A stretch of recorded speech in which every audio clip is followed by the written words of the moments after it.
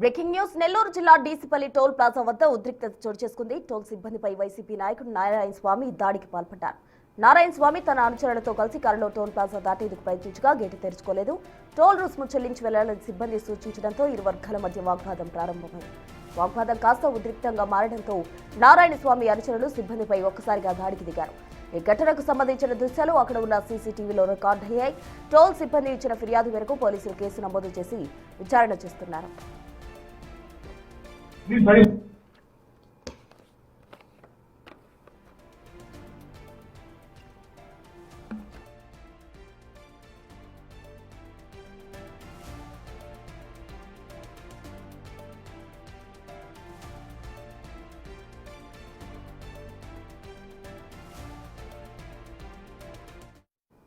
DC Palli toll plaza వద్ద ఉద్రిక్తత నెలకొంది. టోల్ సిబ్బందిపై వైసీపీ నాయకుడు నారాయణ స్వామి దాడికి పాల్పడ్డారు. దీనికి సంబంధించి పూర్తి డీటెయిల్స్ అందించేందుకు మా ప్రతినిధి సురేంద్ర సిద్ధంగా ఉన్నారు. సురేంద్ర, చెప్పండి, మొత్తంగా అటు ఆయన అనుచరులు కలిసి టోల్ సిబ్బందిపై ఏదైతే దాడి చేశారో అదంతా కూడా సీసీ కెమెరాలో రికార్డ్ అయింది. పోలీసులు ఎటువంటి చర్యలు తీసుకోబోతున్నారు?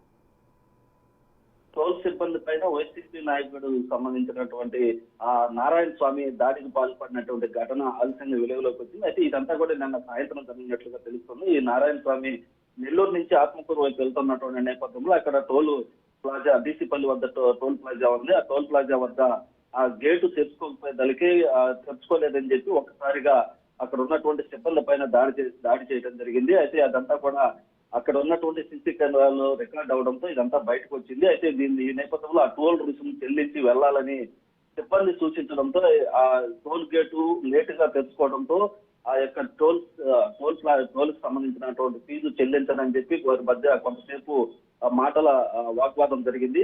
జరిగిన తర్వాత ఎంతసేపటికి టోల్ రుసుము చెల్లించే వెళ్లాలని సిబ్బంది కోరడంతో అయితే నేనైతే టోల్ ఫీజు చెల్లించేది లేదు అని చెప్పి కడకడిగా చెప్పడంతో అక్కడ వాగ్వాదం కాస్త ఉధృతంగా మారినటువంటి నేపథ్యంలో అక్కడ ఉన్నటువంటి నారాయణ స్వామి అనుచరులు సిబ్బంది పైన ఒక్కసారిగా దాడికి దిగడం జరిగింది. ఈ ఘటన అంతా కూడా ఆ టోల్ ప్లాజా ఏదైతే సీసీ కెమెరాలు ఉంటాయో అదంతా కూడా రికార్డు అయినటువంటి నేపథ్యంలో ఆ రికార్డును తీసుకెళ్లి పోలీసులకు ఇవ్వడంతో ఆ పోలీసులు కూడా ఆ యొక్క నారాయణ స్వామి అనుచరుల పైన ఎవరైతే దాడి చేశారో వాళ్ళని గుర్తించి వారి పైన కూడా కేసులు నమోదు చేయడం జరిగింది. ప్రస్తుతం రైట్ సురేంద్ర, థ్యాంక్ యూ. మొత్తంగా డీసీపల్లి టోల్ ప్లాజా దగ్గర అటు వైసీపీకి సంబంధించిన నేత ఆ టోల్ సిబ్బందిపై దాడి చేయడం, మరోవైపు కార్యకర్తలు కూడా ఇన్వాల్వ్ అయి సిబ్బందిపై దాడి చేయడంతో పోలీసులు మొత్తంగా సీసీ కెమెరా పరిశీలించి కేసు నమోదు చేయడం జరిగింది.